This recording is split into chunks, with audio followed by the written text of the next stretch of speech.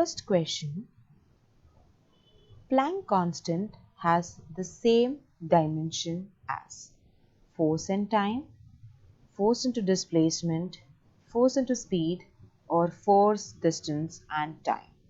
So the value of Planck constant is 6.626 into 10 raised to minus 34 joule second.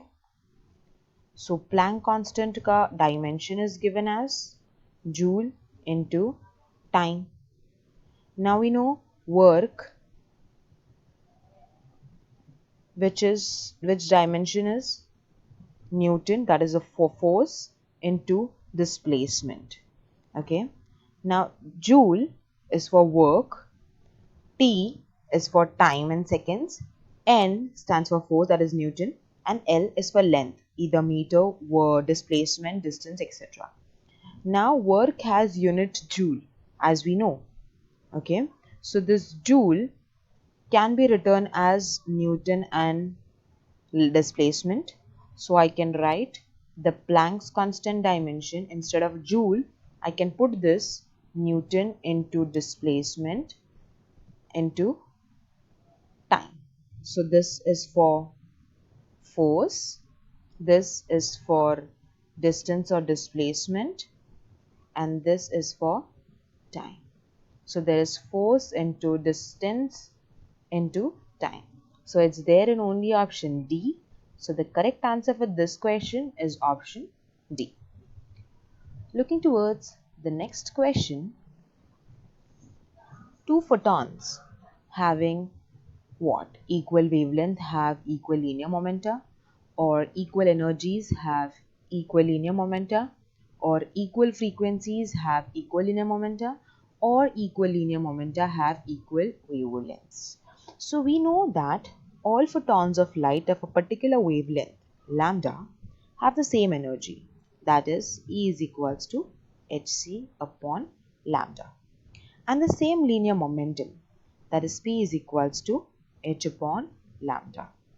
Therefore, the two photons with equal linear momentum will have equal wavelengths.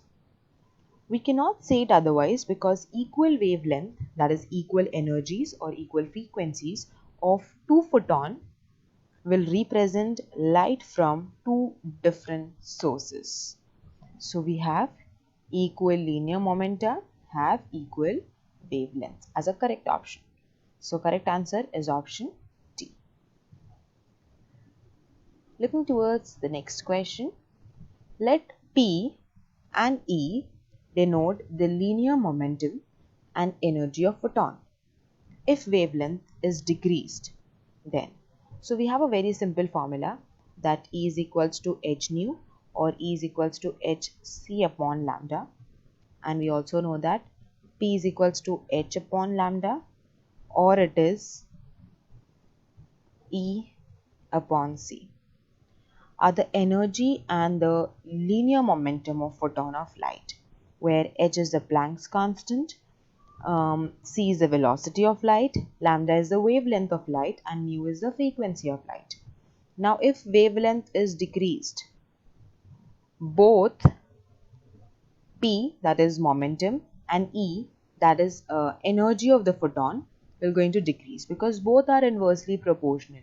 Here also we can see energy is inversely proportional to lambda, and here also we can see that momentum is inversely proportional to wavelength.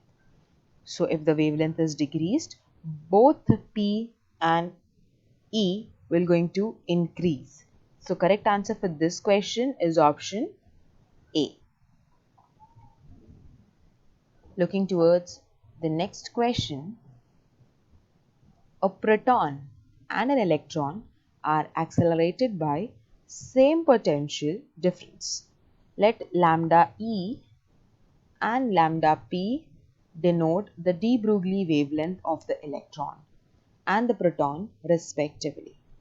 Now lambda E is equals to lambda P. Okay, these are the different options: lambda E less than lambda P or lambda E greater than lambda P, or the relation between lambda E and lambda P depends on the accelerating potential difference. So we have the de Broglie wavelength is given by the formula lambda is equals to h upon p, which is equals to h upon mv, where h is a Planck's constant, m is mass of the particle, this p is momentum, and v is the velocity of the particle. Now mass of electron is, we know that it is 9.1 into 10 raised to minus 31 kg, whereas mass of proton is 1.6 into 10 raised to minus 21 kg. Since lambda is inversely proportional to mass, or we can say mass is inversely proportional to lambda, and relating to the mass values, we can say that lambda p is less than lambda e. Therefore, wavelength of electron is greater than wavelength of proton. Correct answer for this question is option C. Looking towards the last question, the equation E is equals to Pc is valid for different conditions, for an electron as well as photon, for an electron but not for photon, for electron but not for an electron, and neither for an electron nor for a photon. So in physics, energy momentum relation of particle is given by E square is equals to Pc square plus m naught c square the whole square, where E is the energy, P is the momentum, C is the velocity of light, m naught this is the rest mass of particle for photon, where m naught ka value is equals to 0. Thus, when you multiply this 0 with this whole term will become 0, and we have now E square is equals to Pc square. Therefore, if we take the square root, it becomes E is equals to Pc, and thus it is valid. For electron, now this is what we have done for proton. Now for electron, mass at rest is not equals to 0. So now this E is equals to Pc is not valid in this condition, because we have m naught c square additional term in the case of electron. So it is accepted or valid for proton, but it is not accepted for an electron.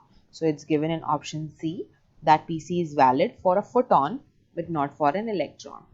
Correct answer option C.